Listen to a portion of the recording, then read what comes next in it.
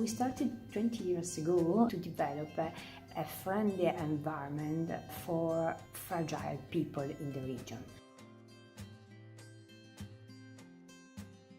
We focused our attention on older people because of our demography. More than 25% of the citizens are more than 65 years old.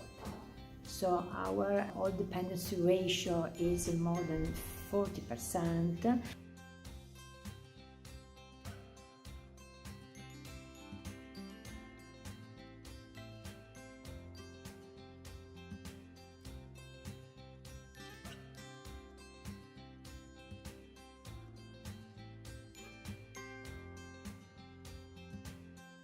I would like to know, as a representative of the region, particularly if they suggest us to follow other paths or alternatives.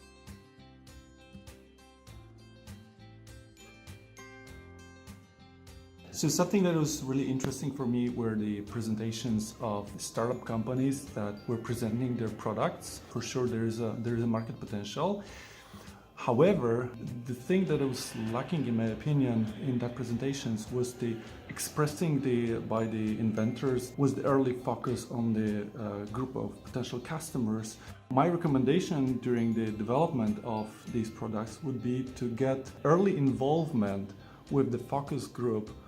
Essentially, all the features should contain a value proposition for the actual group that you're going to sell this product. And regardless whether it's a business customer or it's an individual customer, the rule applies the same. I think the social housing model, very close to the residential and nursing home, showed the kind of direction of travel of where people know that they needed to get to. There was a good willingness of the staff there to try and make things better and improve the environment. I think there's some learning still to do.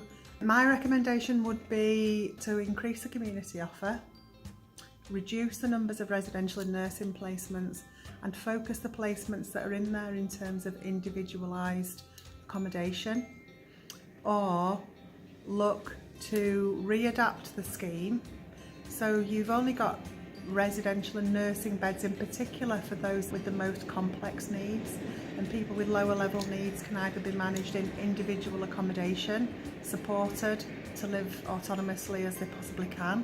What I see today was a variety of very interesting social projects.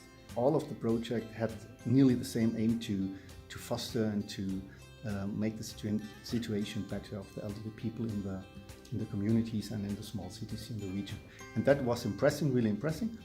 But what was more interesting for me, that the things we didn't talk about.